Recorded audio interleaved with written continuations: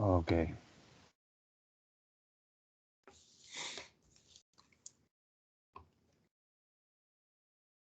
Yeah. Well, good evening. Welcome to our first 2022 online webinar. Today we have with us Conal Mahon. He works as a games development administration for Ofali GAA, and he's a very experienced athletic development coach. So today he's going to deliver a webinar about preparing the body for the season ahead, focusing in aspects such as dynamic warm-up, injury reduction, or recovery basics. At the end, there will be some time for you to make questions. You can raise your hand to speak, or you can use the chat to make your question. So it's all yours, Conal. Yeah, hi guys. Welcome to the webinar this evening. What I'm going to do is I'm going to share my screen here, and then like that we'll get started. So if we go screen.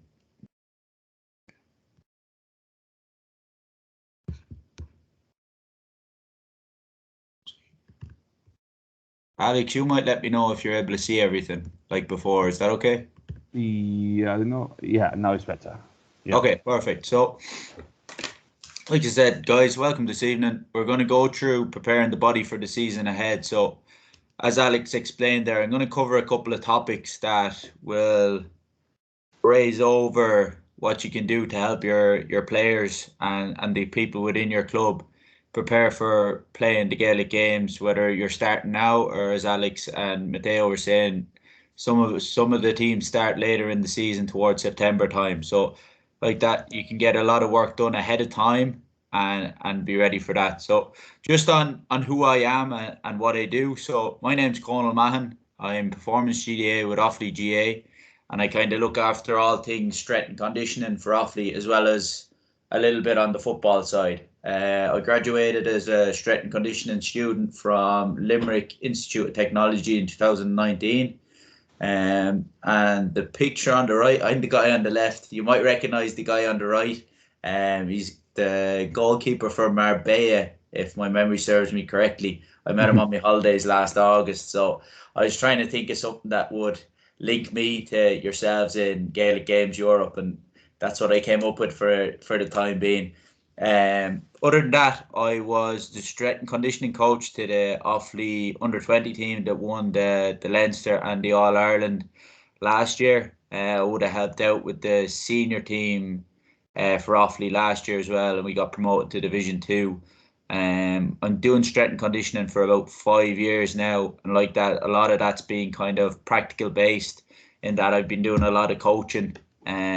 So I'll try to share my experiences with you over the next while, and hopefully you take out of it as much as you can. I'd encourage you to take down notes, and then like that, when you're taking the notes, maybe a couple of questions might come to mind, and we can save them for at the end of a section or at the end of the webinar altogether. So just in terms of our sections, so the first section you're going to have the warm-up, whether it's going to be skills based or movement preparation. For me, I love a hybrid model where we get both done. Section B is pieces of the pie. So the off season where we put our feet up and maybe spend a little bit more time in the pub than we should. The pre-season then when we get back to training, and then the in-season where we have all our games and stuff like that. And then how we break that down. So the physical aspect of say our running and being fit to play the game and being first to the ball, the technical and tactical part of that then. So the technical skills and being proficient at that, and carrying out that, and then our recovery and rest. So our bodies break down while we're performing exercise, and then it's about how we recover and rest in between our games and our training sessions to get the most out of the next one.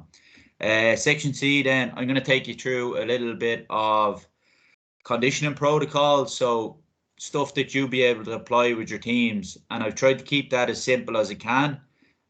So there's 3 types I'd predominantly use. Those would be tempo runs, mass, which is maximal aerobic speed, alactic conditioning, and then I've accidental conditioning as well, which is probably something like that. It's accidental. We don't realize it's happening, or that we're achieving that in the likes of our three-man weave runs, or our tackled squares, and different things like that from a GAA side of things, and then our small sided games as well.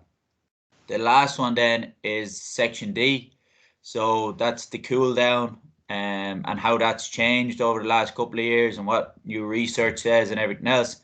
And then your recovery basics. So the cool down to be right after your session, or just before you finish a session, and your recovery basics start then, and trying to hit your 100-point system before you start the next session. So the warm up, sometimes it's a term met with different reactions across the GA. To some people, it's like, oh, I don't want to do this, but I know I have to do it. And to other people, they see it as an opportunity to prepare themselves for the session, and even an opportunity to develop themselves a little bit, and improve, whether that's skills or physical aspects. So in this presentation, I'm going to go through the purpose of the warm up itself, and then provide a structure you can take away and apply in terms of your own warm-ups. So firstly, why do we do a warm-up? So there's a lot of articles and stuff out there that you'll read either online, or perhaps in books, if that's something you're interested in reading, or like that, you might get a guy like me trying to tell you what to do over a webinar. So with a warm-up, it's saying that there's benefits to both injury prevention, injury reduction, and then improving our performance on the field as well. So that's the purpose of the warm up, and we can see that in different aspects. So, firstly, from a physical aspect, in its simple terms, the warm up prepares the athlete's body for the demands it will or may be subjected to during the competitive game or the training session that you're taking part in. And then, a bit like driving a car, you don't get into the car and try to go 0 to 60 just like that. You kind of let the engine warm up, and then we go on from there. So the same applies to the body. Warm it up first, and then move off nice and gradual. Secondly, then cognitive, so thinking, and then a tactical point of view as well. So we're looking at that. It allows players an opportunity to find their touch. So whether it's just moving through the warm up and you're doing your bounce and your solo, hand pass, or overhead catches and things like that, working on the skills of the game. Once we have a ball in our hand, when we go out to do the session or whatever we are asked to do by a coach, then that touch is going to be there, and it makes for an overall better session for everyone. And then we focus on reactive elements of the game, elements of gameplay, which will be suggested in the session. So sometimes we'll put like those tackle squares I was talking about, or a three-man weave in there, because we want to focus on tackling in the session or something along those lines. All in all, no matter if your perspective is physical or tactical, a common theme emerges in that the warm-up is simply preparing the body for what is about to happen to it. So yeah, you always want to keep that in your mind, and just be thinking, whether you find it a task or a chore, or you thoroughly enjoy a warm-up, we're always preparing the body and using the warm-up to do so for the next thing that's going to be coming at us. Hopefully I'm not talking too quick in my...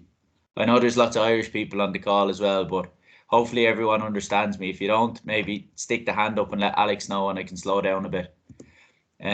Okay, so the 3 S's. What I'm going to do is I'm going to play this video, and I'll just let it run, and then I'll talk about the 3 S's after that. So if it'll let me play it. Yeah.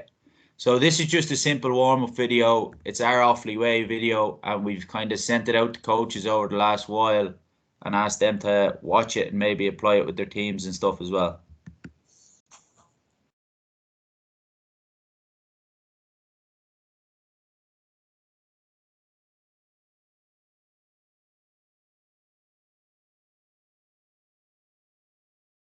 Okay, so there's lots of different movements in there. Like that, we work side to side as well as in a straight line, and then we work in reverse too.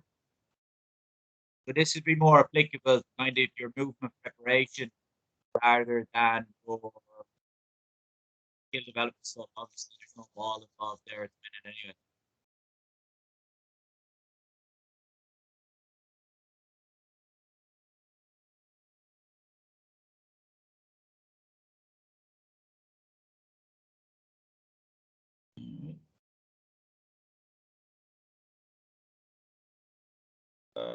oops.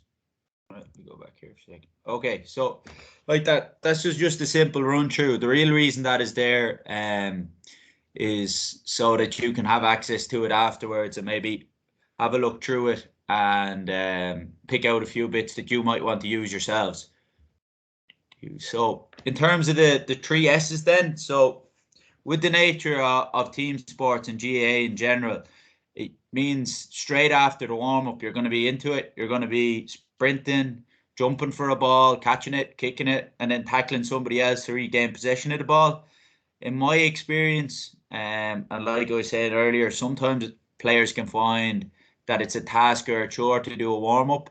And I have that in there. Like most people I work with, they find it a chore. So if you yourself have any ideas of making a warm up fun and enjoyable for a squad, even if you're playing the tag games like you do in a nursery setup where kids are like 5 or 6 and you're playing flush the toilet and stuff, sometimes us as adults get just as much bang for our buck out of that. And we're still moving around. Somebody's chasing after you. You're probably actually moving at a quicker pace than you would be in a normal warm up, and then there's that fun aspect to it as well. But for me, I like to keep the warm up short, sharp, and smart. So what that means is I want to create a warm up that has a free flow to it. I know exactly what I'm doing from point A to B to C to D, and I know what I want to cover. So usually I'll choose exercises and drills that the players know and have done before or complete quite often. So it'll allow for a smooth transition from one thing to the next. And like that, it won't need too much or won't require too much coaching, because I might be saying, okay, guys, you're out around the white, hand pass it back into the next person. They'll do the same. Then we're into an overhead catch, or I'll get them to do a quad stretch or a knee hug. But I'll go through what's called a ramp protocol in a second. So our second S then is sharp. So you want to have your players feeling sharp when they're hitting the field. So when you finish your warm up, I'd suggest that you do some sprinting at the very end, because like that at the very top there, we're talking about how they're going to be sprinting once they go into the training session anyway. So why not do it in the warm up as well? So what I'm advising or suggesting there is between 6 and 8 reps at your desired distance, and then do a walk back as recovery. So you could even split that up and say, all right, I'm going to do 3 at 10 meters and go as fast as I can. And that can be your build up to doing 3 at 20, or you can do your 4 and 4. But really, regular sprint exposure is so key now. As you're coming, say, through your pre-season and into your season, if you haven't been doing as much sprinting in your pre-season and getting ready for the season, when you go playing matches then, and you have somebody beside you that's sprinted away all the time, you're going to run into hamstring issues, either chasing after that person or just trying to keep up with them. Or it'll happen in training where, like that, the ball breaks, you go flying as fast as you can, and all of a sudden, you feel a cramp creep in there. So we don't want that happening. And then our last S, which is smart.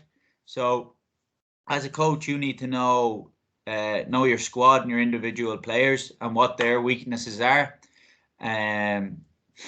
As quite often the warm-up can offer an opportunity to correct those, say, inefficiencies or those weaknesses.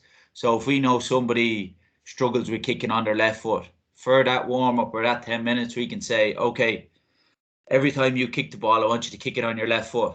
And it doesn't have any consequences to the drills or football stuff later on. It's only the warm-up. So he's only practicing and building up to what we happen in the session. And when we do things like that in a warm-up, usually it's a lot better quality than in the session. So this is what I was talking about then. So the different phrases I have. So I'd be looking, like I said there, A, B, C, and D. But with this one, we have, say, RAMP. Okay, so that's a guy called Ian Jeffries. He's kind of a whiz in terms of strength and conditioning and things like that. And he would suggest that we raise the heart rate first. And we can do that through ball work or movement stuff like I showed you in the video beforehand, where we do our high knees and our heel flicks, side shuffles and different things. The A then would be to activate the muscles we're going to use in the training session. So because we're running around and we're using the legs a lot, that's why you'll have the likes of your lunges and your squats in there. But like that, we have contact with our arms as well. So a push-up rotate can help, and a side lunge then as well for when we're moving side to side, preparing the primary muscles used during these exercises. So that's what we use then in the session. We want to mobilize the joints then as well. So that's getting a stretch on, stretching out our muscles, especially if we're after spending a long day sitting in a chair at work, or we're not moving around that often, that we get any stiffness or dirty diesel out of our bodies before we go and exercise. The last one then is potentiate. So that applies to jumping and sprinting, or any reactive drills that you might do. And it's increasing the level of intensity at the end phase of the warm up and leaves the players pitch ready. So you can see down on the bottom there, for me, personally, I prefer to use a process of RMAP. I just think it offers a better flow to the warm up, as in it's okay. I do my little bit of movement, I do some stretching, which can be slow, and then I do my activation work, which gets me moving that little bit more, and then I'm into my sprinting and my jumping. So I just find it's free flowing, but like that, you can adapt whatever model you want. I'm not here to tell you what to do. I'm just here to offer you some new options and new ideas. So skills-based warm-up then. So again, I'll show you this video here. Pretty simple. It's called solo and stretch, but like that. 1 second.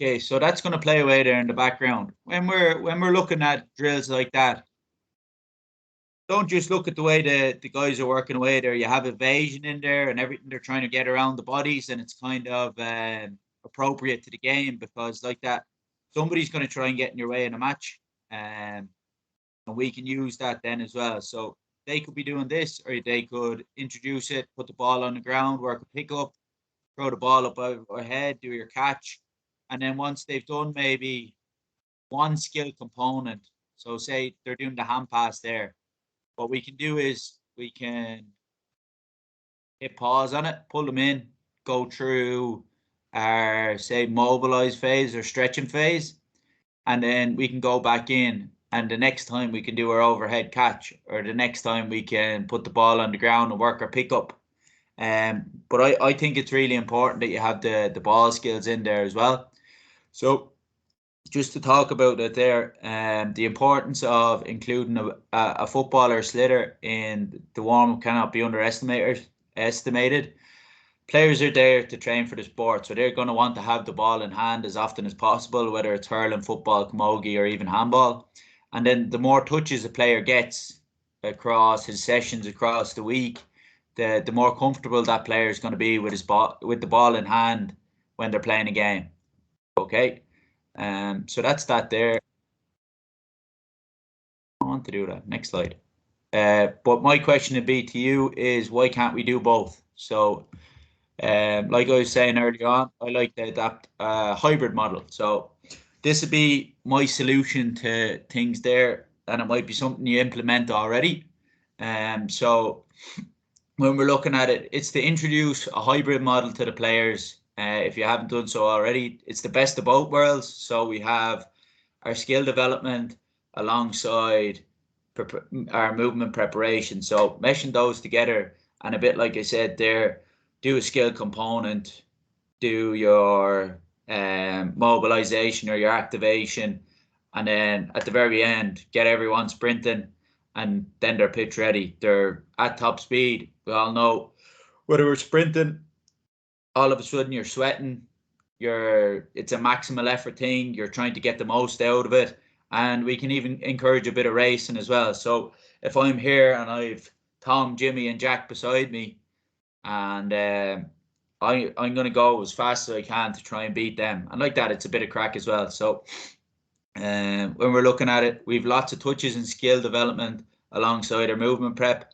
and then you have your contact preparation there as well. So you can see the two lads there pulling and dragging out of each other.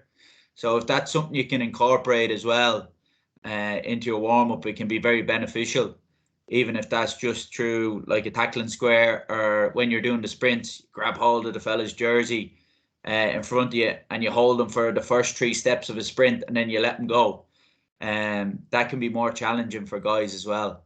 And then, as the saying goes, there are many ways to skin a cat. So I have a couple of suggestions there of different ways of working it. So sometimes we can set up 2 groups, and the reason being for that, I might have a group that's really good from a skills point of view and have no interest really in the movement prep because they just want to do the skill part of the game and having the ball in hand. So I might split the 2 groups half and half and take, maybe I've 8 guys in one group and 8 guys in this group, and one group will do skill development and the other group will do movement prep. So they'll do their high knees, their heel flicks, and maybe the stretching. They'll warm the body with the skill stuff, and then they'll swap over and then do another component. But at the very end, then I might bring them back together and do my races or the resisted sprints by holding their tops and stuff like that. And then you want to mix it up, mix it in, mix it up. I have so whether that'd be kind of what I was talking about before, where you had your solo and stretch, and then you have your stuff in there as well. But like that, whatever works for you and your club is probably the best, because your players are going to know what they like. No harm in throwing a bit of variety in there and seeing if they like that as well. But like that, if you find something that works, usually stick to it, because it won't see you too far wrong. And if there's anything new that you're taking out of this warm up stuff, belt away, okay? Okay, so before we move on to section B there, if you have any questions just on the warm up, you can maybe jot them down and save them to the end, or I can answer them now and we can address that. Or if anybody texts into the box to Alex maybe in the next couple of minutes, so we can come back to it.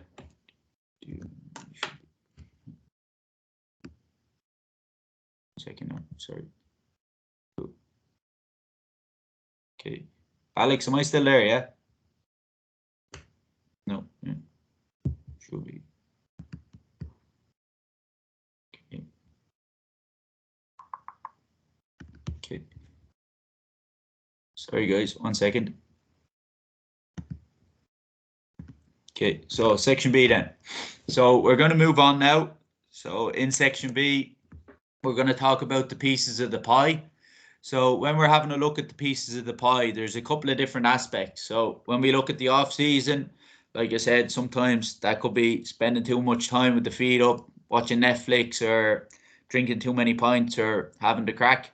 So when we have a look there, you have a lot of rest time in comparison to the other two, where it's a lot less. Then our technical is a lot smaller, and it's kind of almost individual from a physical aspect. Or when you come back in, you're doing a lot more physical training and looking after yourself just to get ready for the preseason, and then you're on to the in-season. So for me, the physical aspect there, because you have such a rest period between maybe your training sessions, it might go from, you might only do 1 a week in the off season just to keep yourself ticking over and moving on, to where you're doing maybe 2 sessions in the preseason, and then when you're in season, you have games, you might have 1 session in a match, or you might have 2 sessions in a match. So it's an ever changing kind of conundrum. But like that, if I was looking at the off season there, I'd be saying we need to look after our conditioning so we don't end up completely out of condition, because when we come into the preseason, then it's that little bit easier to pick up a knock, and then all of a sudden, because we have a knock or an injury, we're not training when everybody else is doing the really hard training in pre-season, and it can be quite difficult then to get yourself up to the level you need to be at for in-season. So we need to get it right in phase one to have it right for pre-season to be flying then or at your best for the in-season. So that's just those there. So the key differences in your preparation phase then. So the difference between pre-season and in-season periods is that we can afford to give more time to the physical development of players. So if you're a player, how you develop, or whether you're coached, you spend more time physically developing them and doing that little bit more conditioning with them, and that they're fitter and able to do that little bit more for you when you're asking that of them in pre-season. But we don't have to contend with the pressure of games during that off-season or pre-season period. So there's that bit more rest there. We can also afford to accumulate fatigue or tiredness during this period, whereas in season, fatigue's the complete enemy. We don't want to have any fatigue at all, really, because matches will be there, and we just want to be fully recovered and able to play a match at 100% and do the best for our club. The importance of technical proficiency then. So when we're talking about technical proficiency, we're talking about the ability of a player to perform a skill and perform it well. So a common error is to focus too much on the physical components of the game during that pre-season phase and the off-season, and that becomes then the detriment of the actual sport. So while it can be the number one area, we still want to focus on the game itself and find a way of working that in there. So that's why I have small-sided games in my conditioning part later on. It's really important that we still have the ball in hand as often as we can, and we'll see that in our accidental conditioning as well, that we can find ways of making our athletes better, but doing so with the ball in hand. Improving the ability of our players to perform the technical and tactical elements of the game should always be the main focus. I want them to be successfully able to execute those skills in the game. So, like I was saying earlier on, more touches a guy gets, the better he is. And he's able to perform those skills then in a match day or a game situation. A player's game understanding, so his tactical awareness or knowing what he needs, where he needs to be on a pitch and what he needs to do on a pitch, and then having the technical ability that when he gets on the ball, he's able to do that, is crucial in determining, say, the outcomes of the season. So if you have a bunch of guys with, I don't know, say Offaly GA, for instance, with myself, if I have a group of guys that have a tactical understanding of what the coach wants, the technical ability to do it, and then I've done a good job of having them physically ready for the game, then we have a better chance of getting to a later stage in competition and things like that. So creating a training plan that balances all of those things, a bit like those diagrams on the last slide, can be really helpful in solving the jigsaw or the puzzle of the season. The difference between the training phase then. So look, guys, I know there's a lot of words on these slides, but like that, I kind of put the words on there rather than me talking and then you not being able to go back and go, okay, I'll pause this slide, or I can just read this slide and go through it and have a better understanding and maybe take your own notes at a later stage, especially the guys that maybe aren't able to be on the call this evening. But anyway, the difference between our training phase.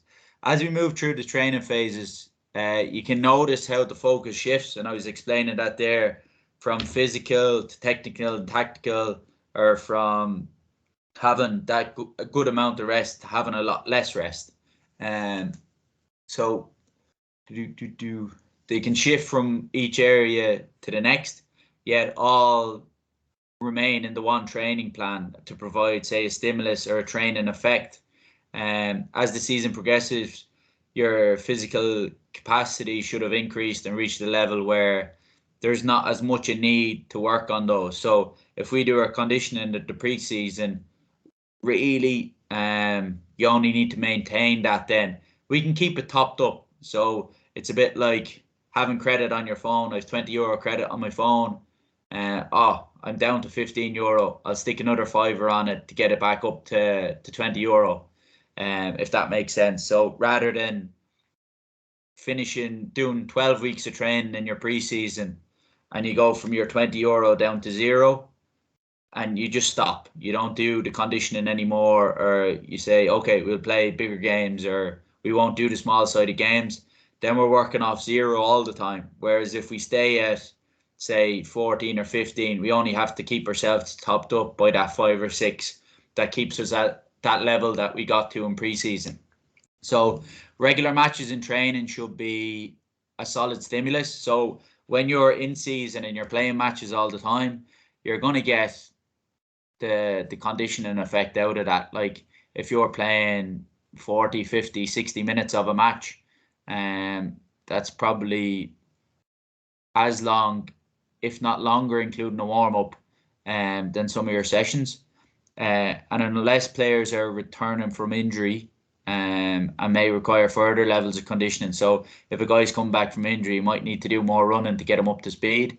And then another exception here may be that strength training, which is often discarded after the preseason period, but should be kept in the overall training plan. So that's kind of something I haven't touched on, and I haven't really included in the PowerPoint today, but it can be a topic that you might have a couple of guys in your club that like the gym, or they're used to the gym and they are working away at that.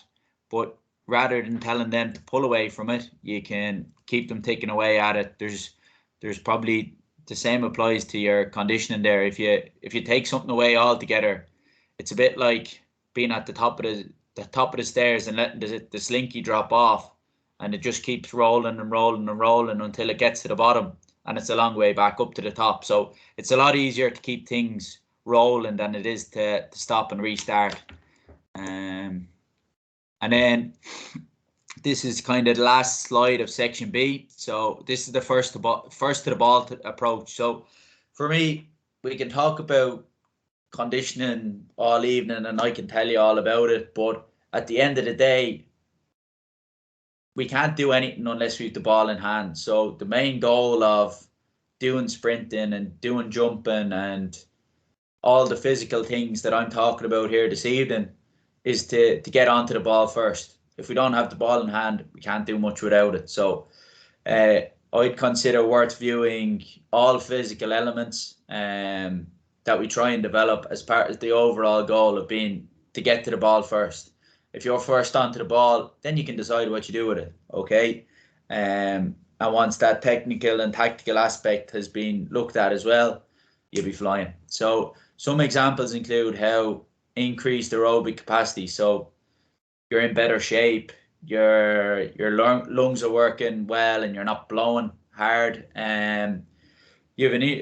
This may help us recover in order to make more higher intensity efforts during a game. So the fitter we are, if I do a sprint from cornerback up into midfield, and I'm like Frodo from the Lord of the Rings going on an adventure up towards the forwards, but I lose the ball, then because I'm that bit fitter, I can sprint back down the field and get back in position or regain possession or whatever else. So increased speed may help us to beat an opponent or to gain possession and creating a scoring chance. So that's why I have the speed at the end of every warm-up. Like that, if you're training twice a week or 3 times a week, there's probably enough days off in between your training sessions that you're going to recover from the sprinting the day of your training and be able to do it again. Increased strength may enable us to apply more force through the ground and jump higher to catch the ball. So like that, if we're doing our squats and maybe you're somebody who's into the gym and you're squatting with a dumbbell or you're squatting with a bar, or maybe we're doing some bench press and different bits, that's building your strength, and then we're that little bit stronger on the ball. and that's really all it is. So anytime I'm getting a guy, so say with my under 20s or my minor teams, if I'm getting a guy to do a squat, the main aim of that is to get his legs stronger so he's able to jump higher to actually catch the ball. And then that's our first of all approach. Increased robustness at the hamstrings and groins may help us to complete more training sessions and thus have more opportunities to practice the technical skills. So I have a robustness circuit down at the very end. I call it the cool down. It's kind of how things have moved on, and that's in a recovery basic section. So I might save all that stuff for then, but the main idea of that is that we do some hamstring stuff and some groin stuff to enable us to participate in more training sessions and get better at the game itself. So section C then, if we go back to section B, if anybody has any questions on the pieces of the pie in section B, if you want to jot them down, belt away. I think we're moving pretty well through the presentation. So if you're not sick of listening to the man from Offaly, I might continue. If you are, just let me know and I'll shut up for a couple of minutes if you just want a break or anything like that. You okay, Alex? Yeah, that's fine. Okay, we'll go ahead. Yeah, if you have any questions, you can make them on the chat or raise your hand or whatever. If not, at the end you can also make the questions. Perfect. Okay, I'll go ahead. So guys, all right. So section C then. This is our conditioning. So we spoke about the importance of our physical components and being fit, that we're able to get the ball in hand and everything in the last section. But probably the biggest question you're going to have coming out of that is, okay, well, I want to have the ball in my hand and I want my players to be fit enough to be able to do X, Y, and Z, but how do I do that?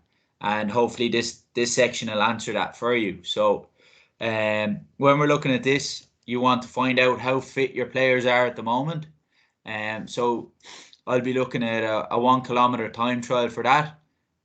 I'll explain to you how to get them fitter, and then why we use interval training when we condition a GA player. Okay, so the first one, and I can tell you, your players might like you after this one, but after doing a couple of them, they'll understand how to do them, and it's a lot easier. But initially, the very first one, some guys will be blowing a gasket because they'll be trying to do it as quick as they can, but there's a bit of a trick to it in that you need to pace yourself and find your rhythm in these. So this is a 1K time trial. This is what I use to test my players. It's probably the easiest thing to do. Like, you can do 1.2 in laps and stuff like that, but unless you're going to walk around the track with a trundle wheel, you won't know. That's something that might work for a couple of you if you have, say, a running track outside and it's 400 meters. You could just get them to run from the start point all the way around 4 times. So, sorry, 3 times. So you'd have 400, 400, 400. That'd bring them up to 1.2. And then you can take that time and apply it the same way as what I'll be doing here. So what I'd say to you to do for this is, you're going to measure out a 100-meter track. So that'd be 100 meters, say, up the field and then back down the field.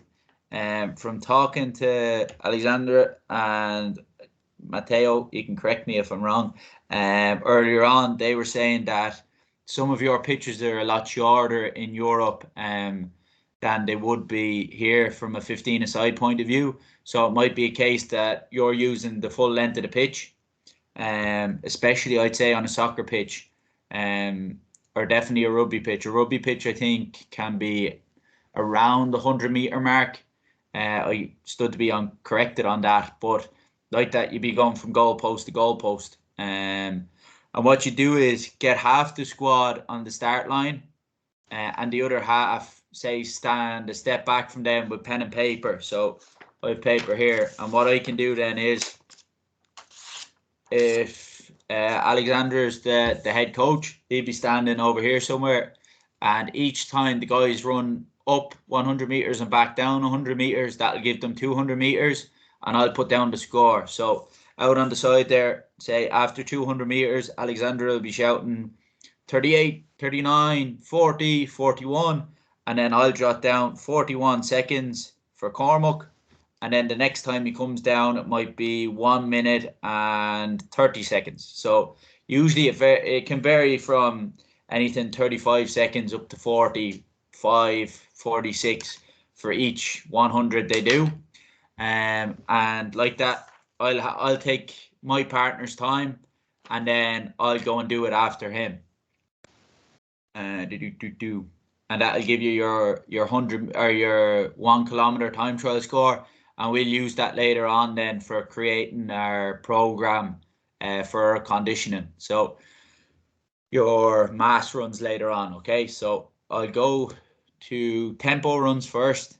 I'll actually flick through the 3 of them. So like that, this is what you'd be looking at. If you look at the green here, or the green pitch on the right hand side, that's ideally what you have for your 1,000 meters, your 1K time trial.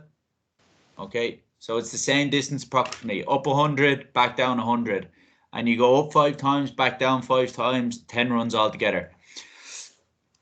So that'll be our tempo runs. That's part 1. Part 2 would be our mass runs here, and we'll use our 1K to generate that. I'll show you how to do that. Part 3 is our alactic conditioning.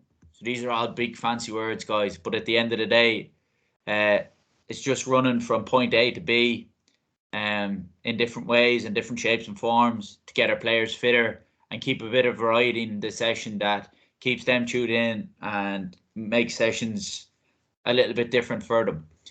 So that's the 3 main ones for me. Then we have accidental conditioning as well, which I spoke about at the start. Sorry, no, we won't play that for now. Okay, so I'll go back the way then, if I can.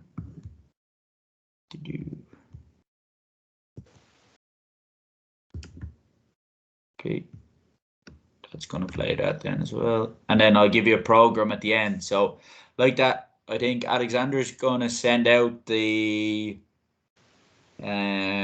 video of this.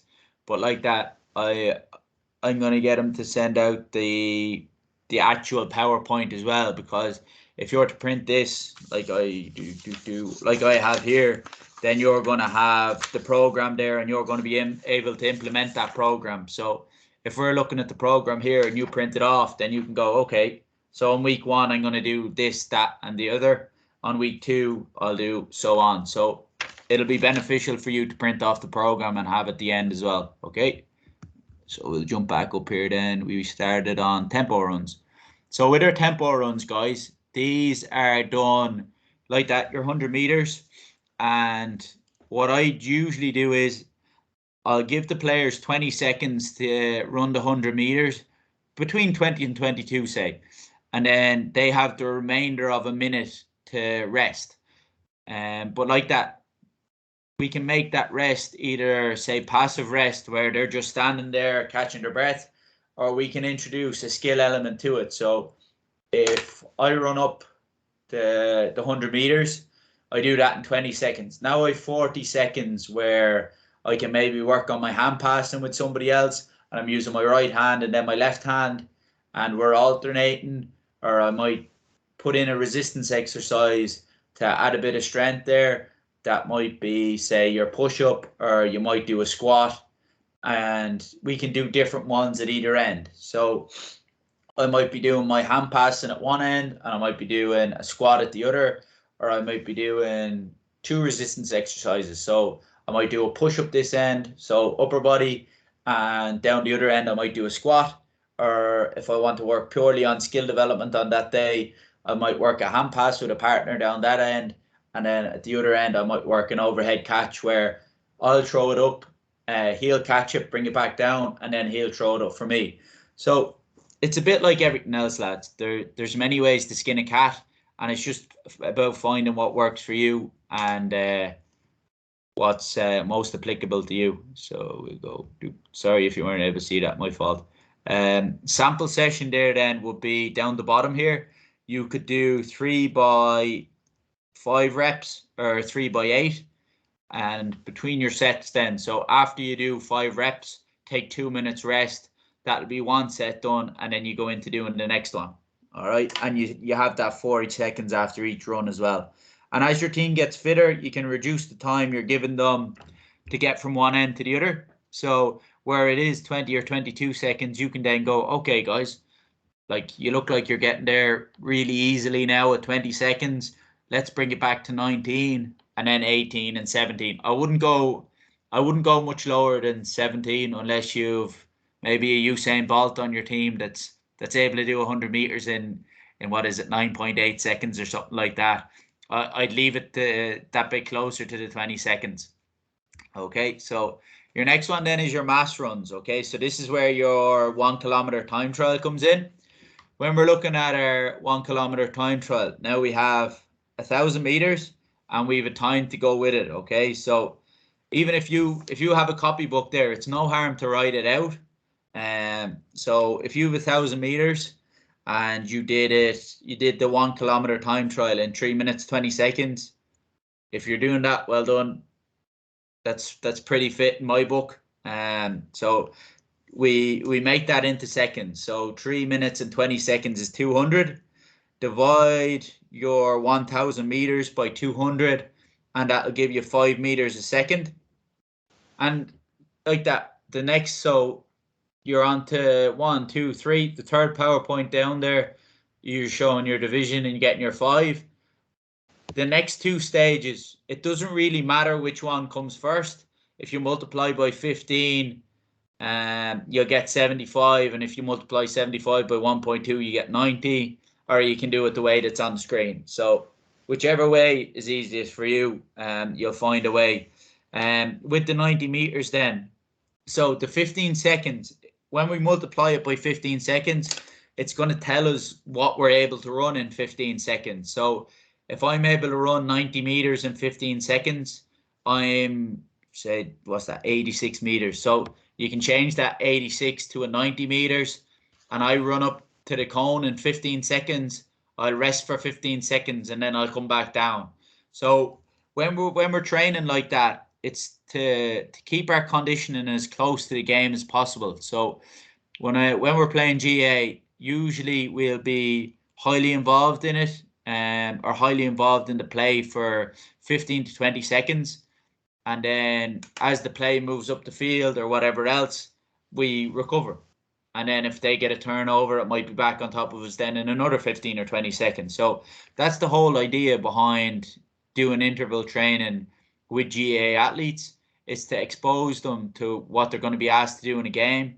But like that, we take the ball away and we take, say, crisscross movements away, and we just solely focus on their ability to run and getting them fitter, and maybe leaner as well. They lose a bit of weight, and then they're able to move easier as well. So there's so many different aspects to this. But in terms of fitness, it can fall into many other categories. So if we're talking fitness as a whole, sometimes if you lose a match, especially in my job, if you lose a match, you can be deemed the worst in the world.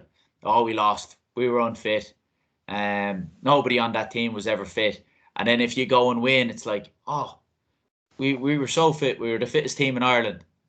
So there's 2 falls there. So all the time we're trying to bridge the gap and take a lot of aspects in terms of, are they fast? If they are fast, then we need to make sure that they're able to be fast as often as possible, if that makes sense. So how often are they able to run as fast as they can during a game? So if they get the ball, are they ready to go again? Or do we need to spend a little bit more time getting them fitter that they're able to repeat that? And that probably applies more to our alactic conditioning on the next slide.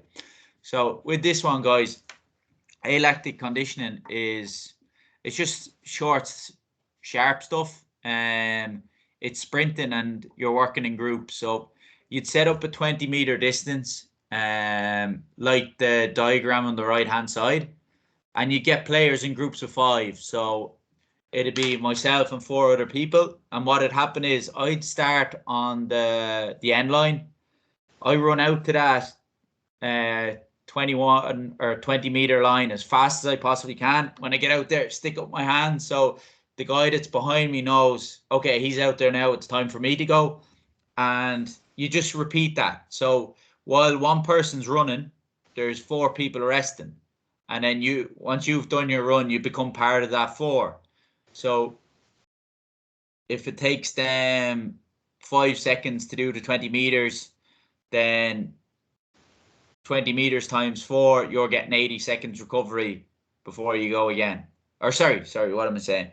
If it takes them 5 seconds to do the 20 meters and there's 4 of them, then you're getting your 20 seconds break before you have to do it again. With this one, the coach, you only have to blow your whistle once, and then the next whistle is to stop it. So what you do here, you let them run it, and it's a repeat sprint ability. So the ability to sprint over and over again, like you're going to be asked to do in the game. Each group is only concerned with themselves. So me and the other 4 guys on my team, I'm not worried about what's going on right of me or left of me. We're just focused on working ourselves, and I'm trying to run as fast as I can. So the guy behind me then has to do the same. And the more you push the people on your team or the faster you run, the more you get out of it. So it's really important that when they're working as a team, they encourage each other and one another as well. Our accidental conditioning then. So I spoke about this kind of briefly earlier on, and it's something that you mightn't have thought of beforehand. So we're looking at accidental conditioning as achieving a conditioning adaptation or stimulus through our football training without conditioning of the player sometimes ever being the goal. So the goal might be to do a tackle square where the main aim is to improve the ability of the player to tackle and regain possession of the football. Or it might be that we do a drill to retain possession of the football, like a 3-man weave.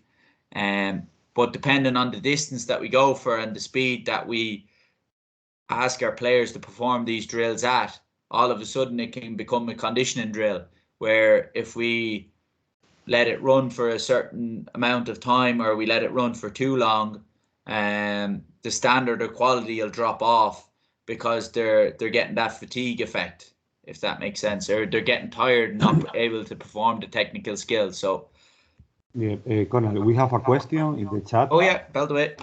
Yeah, Vanessa asks if how many rounds.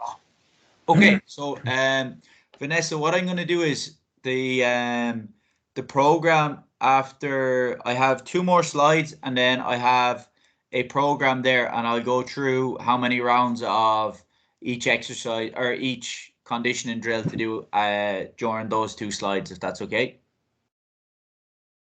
So that'll tell us exactly what we need to do, and it's 7 weeks in length. So every time we move on a week, we kind of progress things on by about 10%. So if I do 10 repetitions on the first week or 10 runs, we're only increasing them by maybe 1 or 2 the following week. So I'll continue with this slide. So just have a look at our 3-man weave here, and I'll talk about the distances and things then as well. So like that, when we're doing a 3-man weave, we're working on our ball handling, hand passing, and movement off the ball. When the ball isn't in hand, we're doing our curved runs. But if we're to add, well, we're going to get a conditioning effect here anyway, as well as working the skills of the game. So it's a bit like the hybrid model of the warm-up. We have a hybrid model here where we're getting conditioning as well as working our skill development. But if you're to stretch that out even further, there'll definitely be an element of conditioning, and it can be quite demanding on the players because they're trying to perform the skill as well as move as quickly as they can. Okay, so just be careful when you're doing the things like that. So it's really important that maybe you decide on a set distance, and no different than all the other stuff we've spoken about before. if you're going to do 15 meters or 20 meters of your 3-man weave, that you progress that gradually. So it might, if you're going to make it longer and have more runs and passes in it, that week on week you only increase it by maybe 1 to 2 meters at either end. So it's not a big jump from being 20 meters to being 30, 30 to being 40, and all of a sudden you're doing the length of the pitch, doing a 3-man weave, which there's nothing wrong with, by the way. If you wanted to do it nice and slowly at the start of a warm up to get hands on ball and touches up, or when players arrive early to train, and that's something they do, and they can have a chat or interact with one another while they're doing it. When we're talking about the tackle squares, then that's something that relates to our tackling specifically, and the times we use for that need to be looked at. So I actually utilised this drill the other day. I was working in a school, and the tackling component is something that we struggle on. They're only, I think, 14 or 15 years of age, and we're just trying to teach them how to tackle and how to improve upon that. But from it's probably something I noticed, and that's why it's in here today. I left those kids in the drill for too long, and it might have been only 5 seconds too long.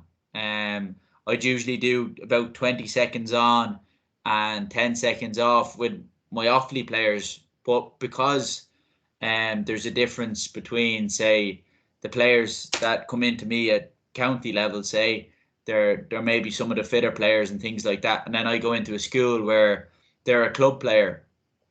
That needed to be maybe 15 seconds on or 10 seconds on, and then give them a break for 10 seconds and then let them go again. So we just need to be really aware of the intervals that we're using, and like that applies to myself as well, that I'm always learning. And if it looks like you're flogging a team and they're off their feet, just play it safe and err on the side of caution. Duck out. Okay, lads, that's enough for today. We'll revisit that a different day. Okay.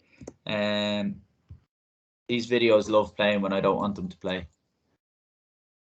Please skip a slide. No. Okay, we'll go with that. Next slide. So this will be our small sided game slide then.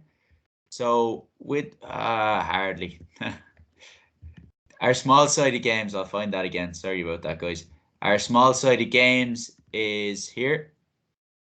Okay, so with our small sided games, we're looking at, again, developing our skills alongside that conditioning aspect. So when we have fewer players in a drill, there's more demand on those players to perform and get on the ball and do more. So we can have that as an intense period of time. So it might be that they have 4 minutes within that drill, and then we give them a 2 or 3 minute break, and then they come back in again. And what I find, though, is that you need to build in some way, not that we want to penalise them as such or put a penalty on them, but I find if you put a forfeit in there, whether that's, okay, if the other team scores 3 times in a row on you, you have to sing Mary Had a Little Lamb or Ba Ba Back Sheep or something like that. No player, unless they're singing in a bar late at night or something like that, wants to be singing in front of the group they're working with. So something like that. Or if you really want to work on conditioning and you're like, okay, we're at the latter stage of the championship here and we're going really well, but we can't be conceding. So a penalty for conceding your 3 goals in a row or conceding a score might be to run from one goal to the other and back. So I'm running back to my goals to defend it, but I get up to the pitch and get back down as well. So a lot of research out there at the minute is rolling on the side of small-sided games and suggesting that that's the best option, especially in your younger age groups, to develop the player as a whole rather than just getting a fit player and then we'll put the football on top. We want to get the guy that's able to play football, that he's able to sprint, that he's super fit and able to last the whole duration of the game. And that can be achieved through things like this. During the small-sided games, you want to watch out for the wily old player, the wily old fox, because these players tend to not not that they're not putting it in, but they're just so experienced and efficient in what they're doing that they get away with not doing as much as everybody else, if that makes sense. So if I'm the wily old fox, as soon as the ball's in my hand, instead of moving on with it, I'll be really clever and find a decent pass or find a bit of space or do something that allows me to kind of rest during the drill. Okay, so it's as important for them to get as much out of the drill as it is everybody else. They're kind of at the upper echelons or at the higher end of skill because they're so experienced and they've played the game for a longer period of time that they'll get away with the things like that. But we want them in there to be just as fit and contributing just as much as all the other players. Okay, so I'm going to show you this drill. This is one I robbed from. Who did I rob this from? I think it was Sligo GA. Don't tell Colin that though, because we're Leinster. I'm only joking. So like that, I'd advise anybody that's on the call, go and have a look through YouTube. Go and search the different bits and pieces that you want to incorporate into your training. YouTube's such a fantastic thing now that it has so much on there that we can adapt and we can learn from and implement in our own training that makes our training sessions better. So when I'm looking at this one here, I'm going, okay, there's four different scoring opportunities. The player's going to carry the ball. He's going to have to use a solo, a bounce. He's going to have his hand pass in there, maybe a kick pass as well. We're trying to evade the other team. We're trying to consistently move about, find space as that player's just done there, and evade the tackles, stay out of contact where we can, and then keep the scoreboard ticking over by going through the gates.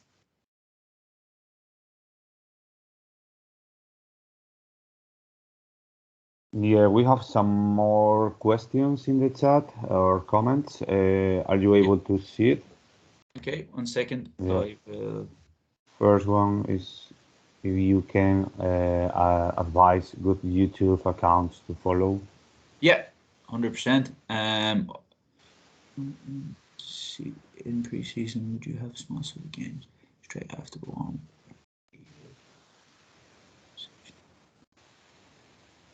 Okay, so I'll answer Mark's question first in terms of the preseason and going with our small-sided games straight after the warm or leave it at the end. So what I'd be saying is if we incorporate the small-sided games maybe after a couple of drills. So if we have our warm-up done and then maybe we go into some more specific drills such as maybe a kick passing drill or your three-man weave or a hand passing drill that gets the players really up to speed, and then they can go and do their small-sided game where they're working maybe a 4v4 or a 5v5 in the preseason. In terms of the small-sided games, what I'd be saying is kind of err again on the safe side, put maybe 6 or 7 guys against one another, or even 5 or 6 would probably do you. And then as the season goes on, we can bring that back down to a 4v4 or 3v3, that they're working that little bit harder, but we've got them to a stage where they're really fit and they're able to work that bit harder. If there's, yeah, so that's what I'd be saying. Do the warm up, do some specific skill drill, that's kick passing, hand passing, working on a component of the game that your team might need. And then after that, introduce your small-sided games. And like that, you can put rules on your small-sided games that can work to your advantage. So that's where we're talking about the 3 S's at the start. We're going to be smart now and say, okay, the rule of the game is you're only allowed to kick pass because you've just run the drill for kick passing. And now we want to see it implemented in a game where there's maybe a guy trying to block me or dispossess me or tackling me. Can I now deliver a good kick pass under pressure, or the same with a hand pass or something along those lines? Okay. I hope that answers your question, Mark. Kieran, I will talk through the good YouTube accounts at the very end, if that's okay. and we'll touch on them. Then we will go on. So to go back to Vanessa's question then, this is going to be your program. So what I've done is it's week 1 to 4 on the first slide and week 5 to 7 on the second slide. As with any fitness program, like I said earlier on, we're trying to add roughly 10% of the last session's workload onto the next one. So like if that's 10 runs, maybe it goes to 11 or 12. And then if you feel your team is already at a decent level of fitness, then we can start them. So rather than starting here, we start here. If they're even ahead of here, then go up there. So for some of you guys, they might have been playing a different sport during the winter, or they're maybe even participating in a different sport while they're playing GA. So that might be basketball, that might be soccer, that might be rugby, badminton, any sport you can think of at all that your players might be playing. They might come in at a different standard of fitness in comparison to the other guys that haven't been. So we have to cater for those guys as well by challenging them and pushing them to a level as well. So if we look at week 1, that's your 1K time trial. So when they come back into you, you can test them and find out how fit they are. And that'll tell you the guys that were maybe participating in a different sport or just like to remain fit all year round. And that's how we cater for those guys. So then after doing a test that which guys really need a lot of work. They mightn't be fit at all, and like that, what I was saying earlier on, might have enjoyed the winter break, sitting up in a pub or sitting up eating loads of really nice food that you have there in Europe.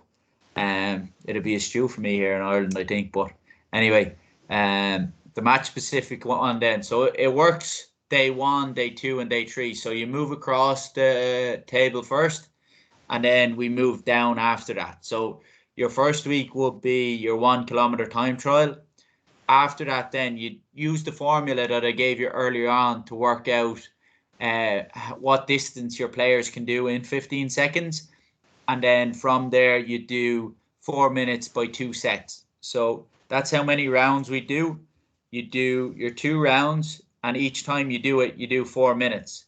So 4 minutes, and you're doing 15 seconds on, 15 seconds off. That's 2 runs per minute, 8 runs per block. So you do 16 runs altogether on that day. So do your 8 runs, take 3 minutes rest, and do another 8 runs. And the last one then is your intensity emphasis, the horsepower, the let's get out and go kind of thing, and your repeat sprintability. So when we're looking at that, you have 50-meter shuttles. So they're 150s, and you'd go 50 meters out, 50 meters back, and then 50 meters again. And you're trying to do that as fast as you can. So whatever time they do that in, and I actually think I've made a mistake here in not including that. So it might be just a benefit to jot that down, that whatever time they do the 150-meter shuttle in, give them double that time to recover. So if they do 150 meters in 30 seconds, give them a minute to recover, and then repeat the process. So we have 8 runs there altogether. If we're working 1 minute 30 per run, you're up around just over 10 minutes there to get that session done. So usually when I'm designing these sessions, they shouldn't take more than 10 minutes to run. What I would say is I'd do them at the end of a session so they don't impede on your technical development or your skill development.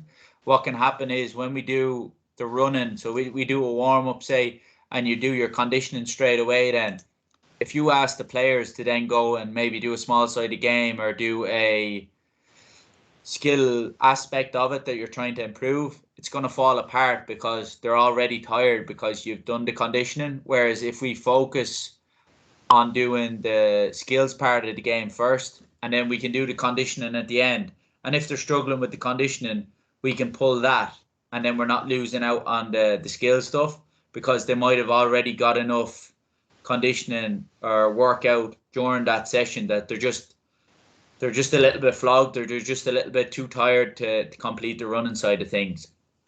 But like that, have a look at this presentation afterwards, and you'll be able to either print this off or jot down the different sessions across the week. If you're only training twice a week, what I'd say is do session 1 and session 2, and then do session 3, session 1, and work across like that. Because while it's 7 weeks, if you're only doing 2 sessions a week, you'll get however many more sessions out of it. So there's 21 sessions in total.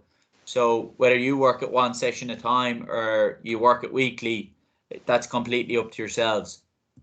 And the second slide then, so that's just week 5, 6, and 7.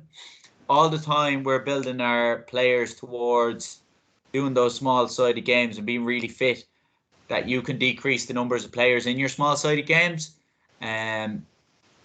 But we have to put in a down week there as well. So that's where you could say, do something different, add a bit of variety to your sessions. So when we're removing one component, such as condition, so we're taking that out of there. Now you might have 15 or 20 minutes that you can do something completely different with your players.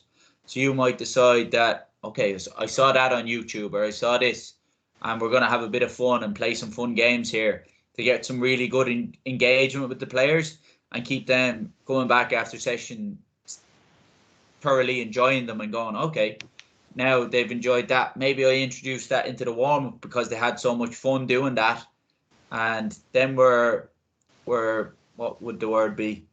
We're facilitating our players, and we're giving them the best experience they can. That maybe you recruit more players in your club by having that fun aspect in there as well, that they get their conditioning, and then there's like a whole week there where it's just like, let's have the crack, lads. And they're going and maybe talking to a friend after training, going, oh, come down, we had a brilliant session there today. And if they go home really happy, it's a lot easier for them to come back as well. But look, I'm sure they're biting at the bit there to come back in and train with you anyway. This program is always building towards your small-sided games, as I said earlier on, and just leave that bit of space, manipulate the numbers there initially, and you'll be well able for your small-sided games then later on in the year. Okay, probably in my opinion the most important slide of the whole thing is to say, continue your training. So in Ireland here, there's been, I think it's beginning to move away, but there was a culture for a long time, and especially when I was younger, that, oh, we're going to do some really hard training now, lads, and we'll do 12 weeks of it.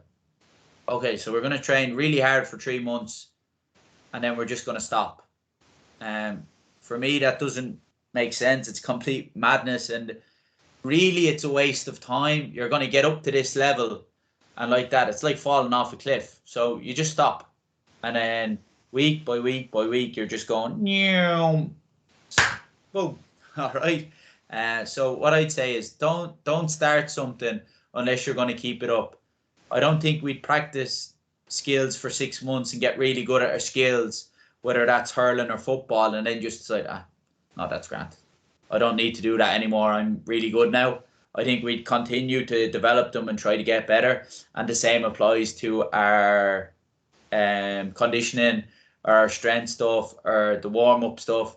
If we adapt it, try to create a culture around it where you continually do it and it's there all the time, and all of a sudden it's part of your club and all the teams there do it, and we find different ways of doing it, and Coach Jack talks to Coach Tim, or Coach John talks to whoever, and they're now sharing ideas of how they do things differently, and one person learns off the other, and then you have a great club approach to the whole thing. But the main thing for me is, if you start, don't stop. So once you start the conditioning, and if you get 7 weeks done, you've done your 21 sessions of the program that I've given you there, just recycle it. Why not? Why not just go, okay, let's do a mass test again and see where you are. So maybe a guy did 3 minutes and 50 seconds the first time round. 7 weeks later, he's able to do 3 minutes 30. Change the program for him, and it'll be a whole new world for him, and he's going to get even fitter again. So that's a big thing for me. All right, so nearly there. All right. Yeah, Yeah, go. Conal. And one question from the chat. Mathieu asks, did you change your conditioning program with the weather? The weather doesn't really change here. Yeah, same in um, Galicia. but no, yes, in the when we kind of get a heat wave in Ireland for sometimes 2 weeks, and during that period, I'll pull the reins a lot, like a horse pull the reins, and you decrease everything dramatically, as in even if it's just time on the pitch. So if it's like, I don't know, here I suppose like 18 degrees is warm, you're probably dealing with over 20 in certain cases, but where it's sometimes 25, 26 degrees and the players aren't used to it, the time on the pitch is what I decrease. So do the warm up and keep it really slow. Then the skill development stuff, keep it intense for maybe 3 or 4 minutes, blow the whistle, and it just means that you're talking more as a coach and maybe doing a little bit more coaching, and then the conditioning aspect you really pull the reins on. So if they're on the pitch usually for say 60 minutes, try to reduce that to 40 or 45 minutes during spells of really intense weather. The same applies a little bit to if it was raining. Players don't want to be on the pitch for ages. They're getting wet. Um, they'd rather be at home sitting in front of a fire and warm.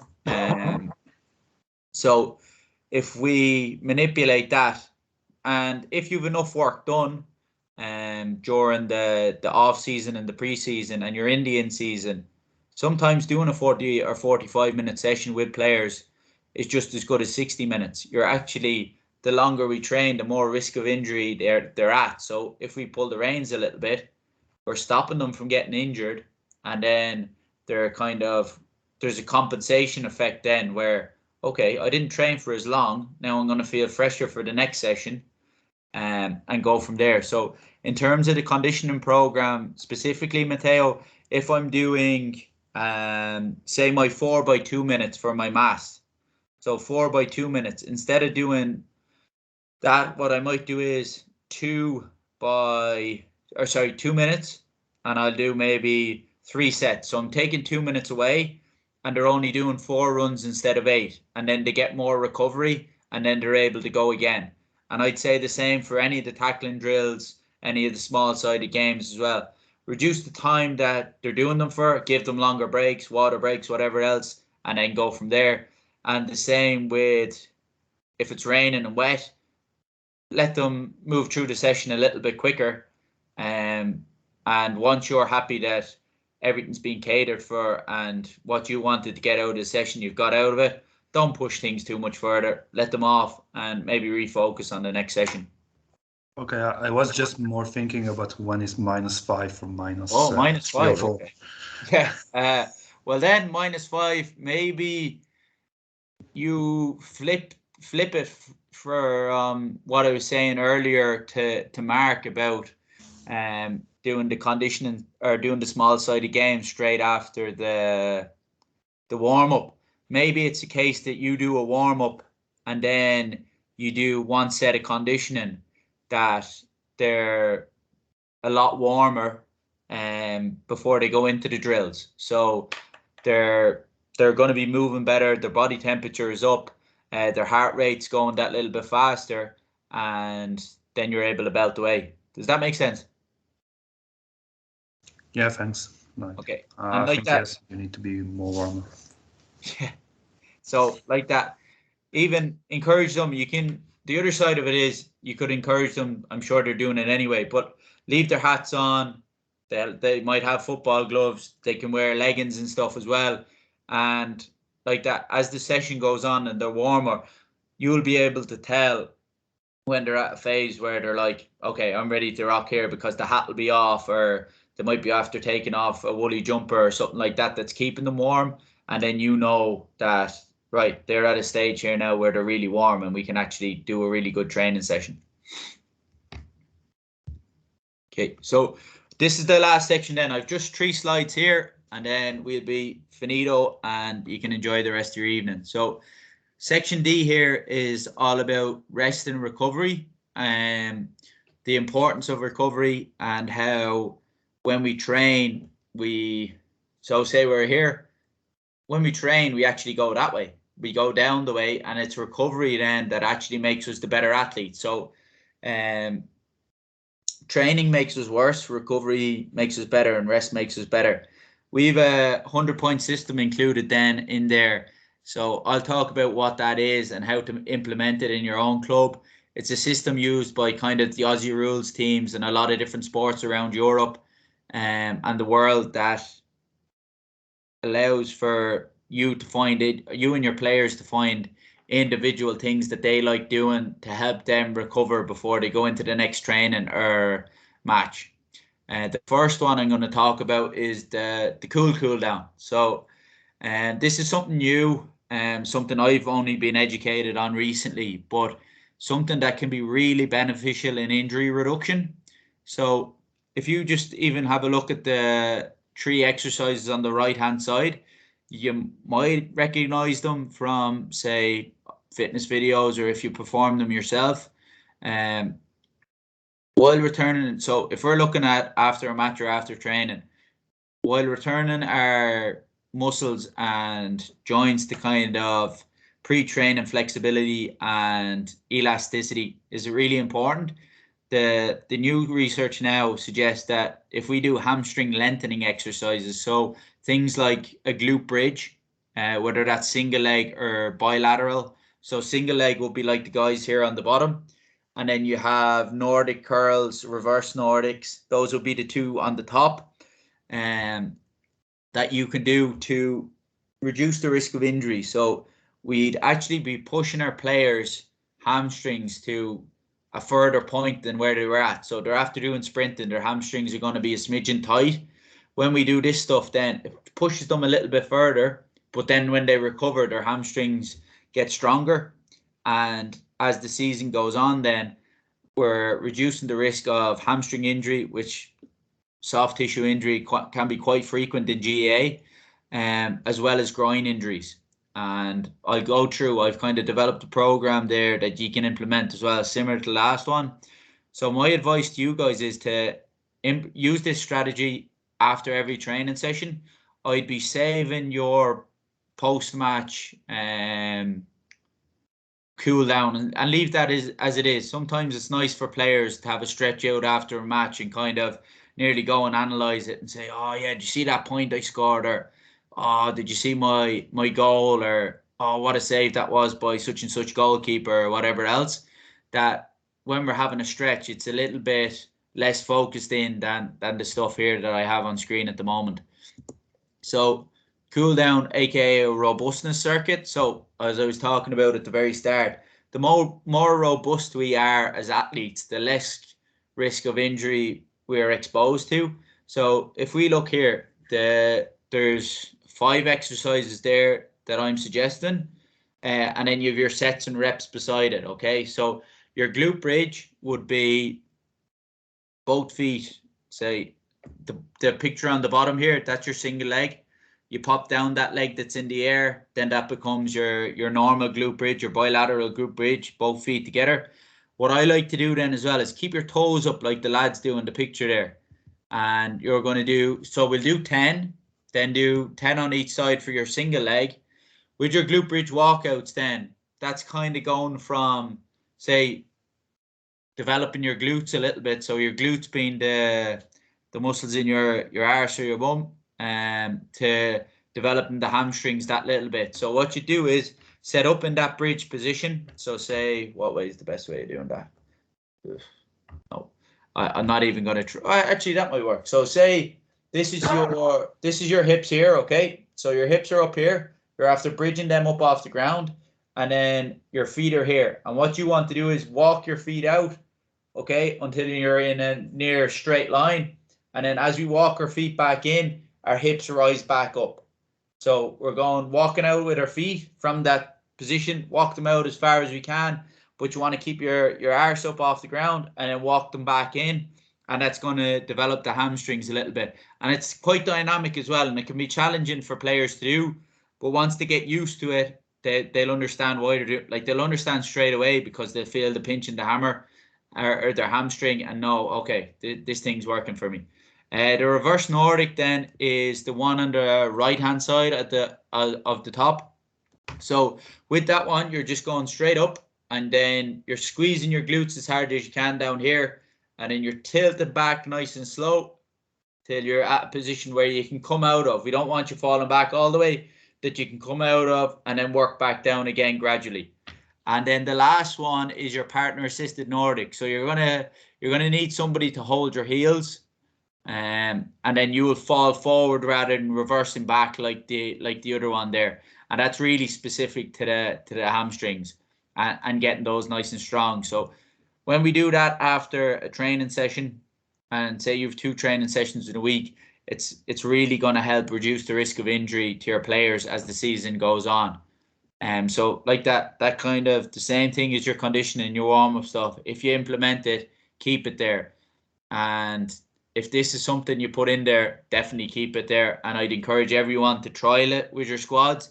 Like that, you might have somebody in your squad that understands all the stuff I'm talking about this evening, or somebody in your club or in your group that understands what these exercises are and how to implement them, that you could get them down and help everybody else along for the first while. And then once everybody else understand it, they can cater for themselves. So we've only 2 more slides to go. We have our recovery basics here. So we all know in Gaelic games, it's tough on the body, right? No different to myself.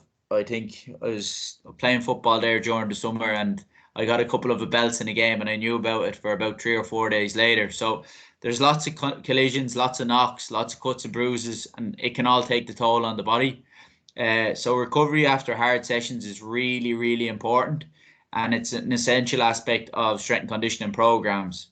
Okay, so that can apply if we're talking strength and conditioning, more so conditioning based on what I've spoke to you this evening, but it still applies. And if you're taking the strength part, is what we just talked about on the last slide, that's A1. So recovery, when we're talking about it, we're at the top, training down this way, recovery back up the way. So really, if I'm talking about coaching a team, who wants a team that doesn't quite have that zip on the big day, or a team full of soft tissue injuries? So when we're talking about soft tissue injuries, that's the kind of muscles that wiggle, if that makes sense. Some people might have more wiggle than another, but if we're talking about our hamstrings, our quads, our calves, and that kind of general area, that's usually where a GA player is going to pick up the biggest knocks.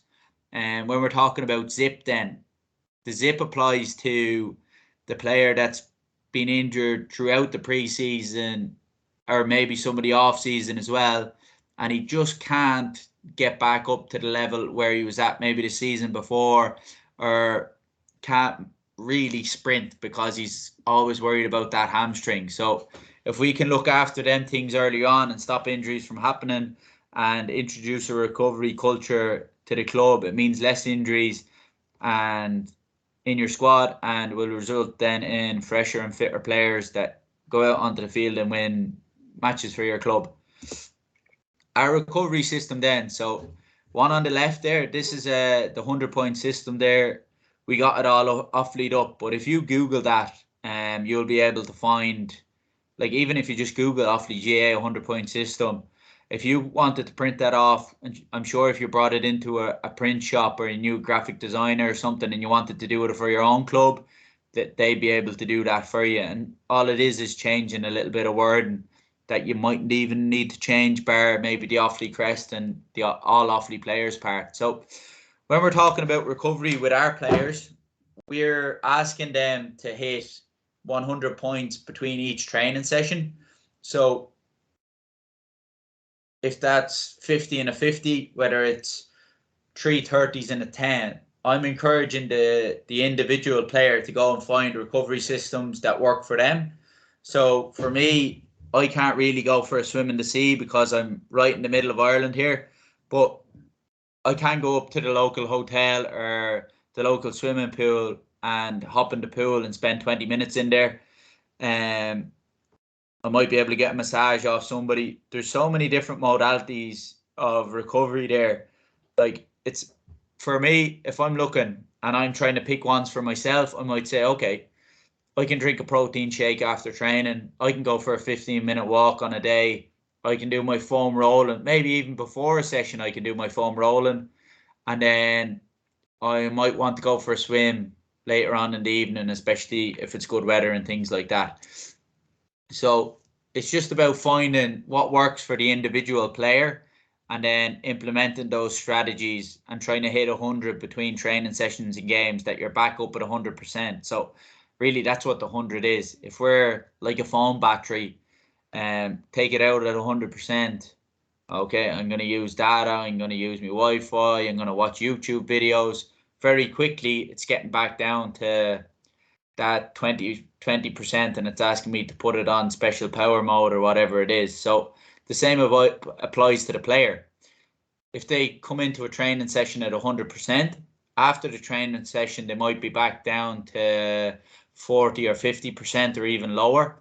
So it's really important that straight away they go and maybe take a post-workout shake, and then they're up 10 points, bring them back up to about 60%, and then back up to that 100 as soon as possible. So this is, like I said earlier on, it's a recovery system borrowed from Australian rules, so the AFL.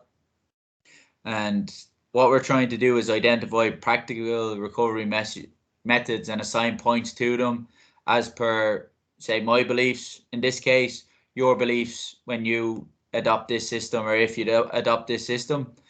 Once this is in place, then it's a simple way of asking your players, are they recovered? Yeah, I'm recovered. Oh, really? You're asking them a question that if they say yes to, you can say, okay, well, what did you do for recovery? And they can say, okay, I went for a 20-minute swim in the sea and I was in for a massage there. So I'm back up at my 100 points, coach. All right. And then we've just a simple statement at the top that I've been talking about there. Training makes you worse. The recovery after it is what improves you. So this should be at the forefront, or the foremost of our thoughts when training every team, that we're always thinking, okay, I'm making them worse right now while they're learning and improving.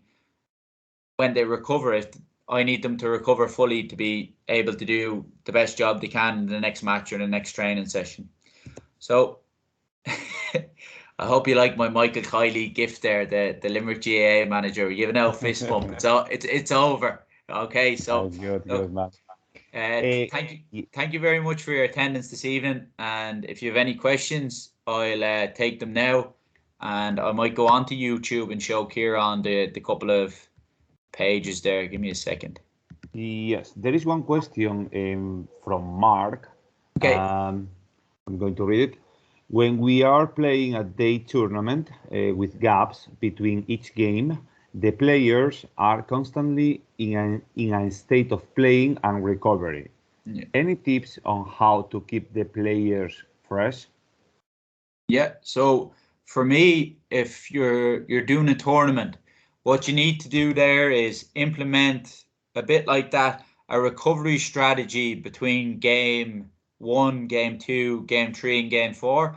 So say you have an hour's break while the other game is going on, or a 40-minute break. The guys will need to eat something and probably take in some electrolytes or lots of water to stay hydrated, because they're going to be constantly sweating, especially in a tournament situation.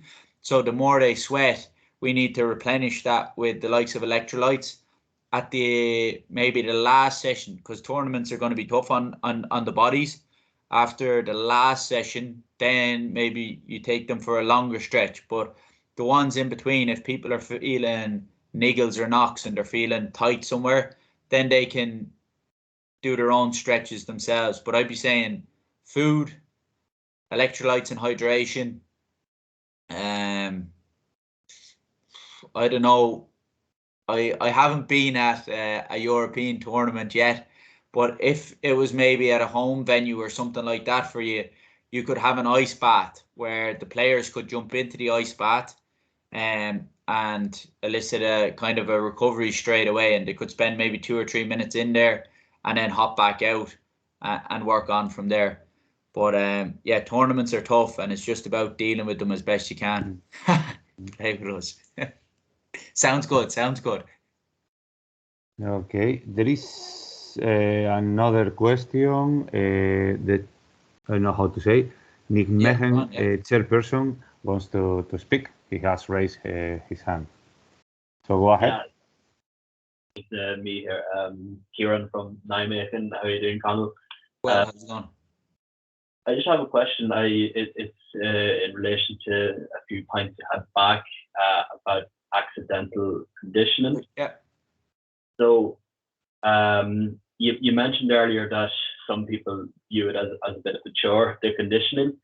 But back home, the commitment would be a lot higher than it would be over here. Okay. The worry that I would have about getting people to do the conditioning, like the 1K runs and a bit of the heavier stuff, if we had that for one training, you can guarantee that the next training is going to be a hell of a lot lighter. So as in number wise, how many people you'll have there, like? Yeah, because people are joining the clubs. I can't speak for any of the other people on here, but the one here in Nijmegen, people are joining to be with the Irish people, a bit of Irish culture, etc. So if you were to kind of run them for a training, the numbers wouldn't be as strong the next time round. Yeah. So in regards to the accidental conditioning, we actually do a lot of the drills you mentioned, which was the training square and the weave. Yeah. So my question is, can you accidentally condition them on purpose, or do you need to do a mix of both?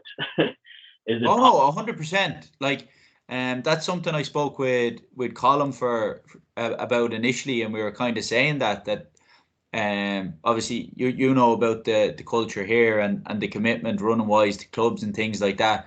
But from my aspect, the more that you can do with a ball, the more engagement you're going to get from the players. So what you could decide there is, sorry, I'm just going to write now, so I'm clear in my own head.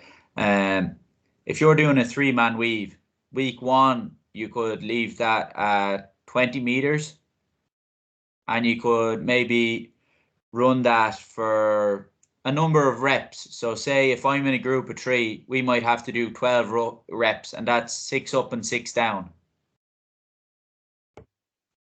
So then you have your 12 by 20 then. So the meters or the distance they cover might be a lot less, but it's just about having a look at it and figuring out, okay, how do I play around with this idea that I can still get my conditioning done and get my guys fitter, but with them having the ball in and not really knowing that they're getting conditioned. Yeah. So, for the 1K runs as well, you could maybe do that, but they're soloing and hopping in those runs as well. Yeah, 100%. Like the what's it called? With the 1K, with the 1 kilometer one, that's just a test initially. So you could say just once off that you're going to run them just to see how fit they are, and then you're going to know how to train them after that. And there might be a little bit of a buy-in to that, in that people might want to know how fit they are, or you might leave it open to the guys that do want to do it or don't want to do it.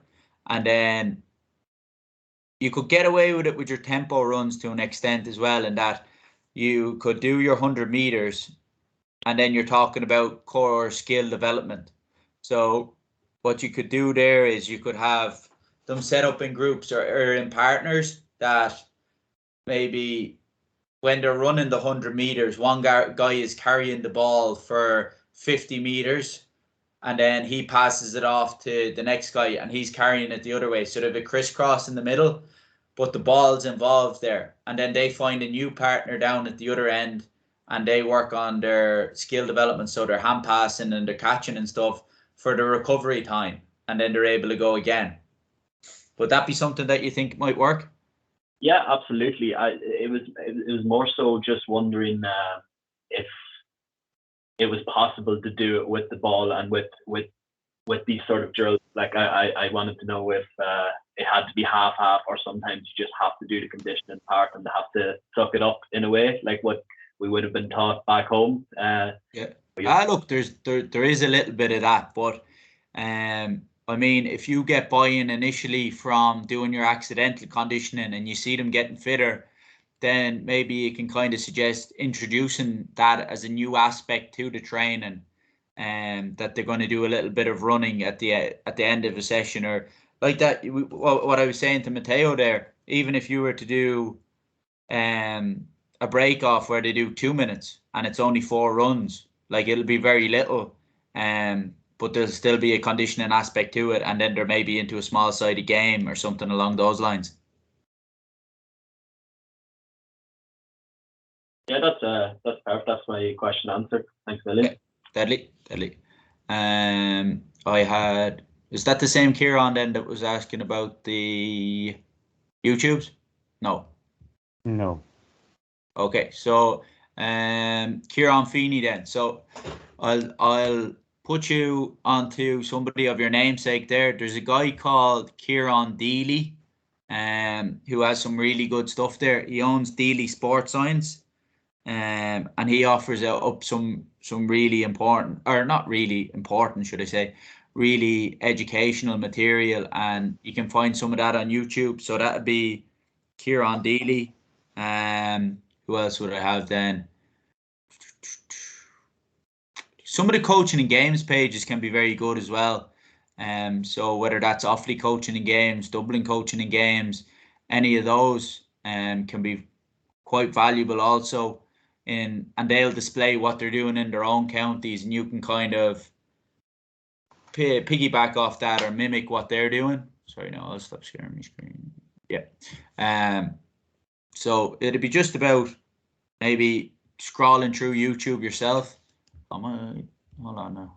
Am I on YouTube? 1 second.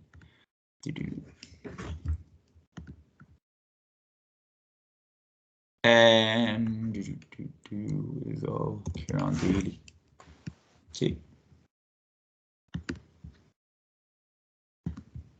Okay, bear with me now a second, because I think this will be valuable for everyone as well, that if we can see what's available to us online, we can just go and have a look then. So this is Kieran's page. I kind of like his core skill development video, and it's one I send out to a lot of my younger players trying to develop their skills. Oh, typical lads.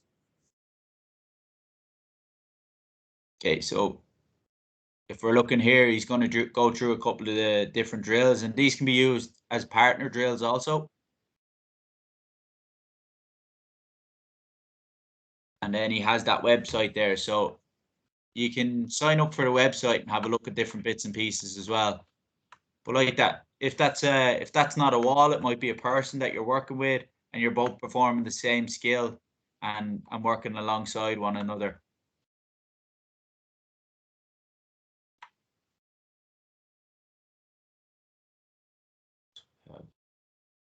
And then this might be offering up a couple of skills. Then this is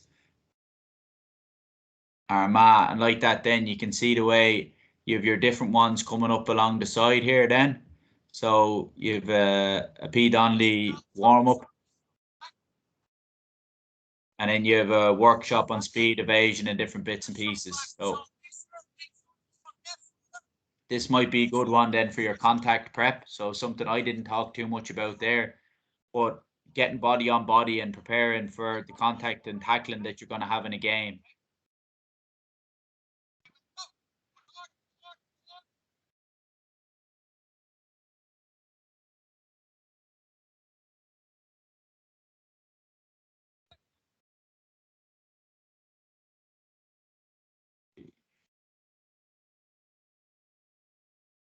All right, so there's a lot of the things there that we can better turn that off, that we can use and utilize that are in on YouTube, and we can use all of those as a coaching tool and something to learn from. So like that, just go and have a look. Google can be your best friend at times, whether you're searching up new warm-up ideas or searching up skills and stuff like that. And hopefully you've got a bit out of this evening's presentation as well. So other than that, I'll hand you back to Alex. Well, we are going to close this online webinar here. I would like to remind you that there will be another 2 webinars in February. So all the info, how to sign up, etc., is on your club's email. Anyway, if you need any help with that, send me an email. And finally, of course, I would like to thank Conal for the presentation, for his time. Well, hope you all like it. I'll share the presentation and I put the video on YouTube. So if there are no more questions, see you soon. Thank you, and keep in touch. Thanks, Conal. Yeah, no problem at all. Thanks, guys. Thank you. Thanks, guys.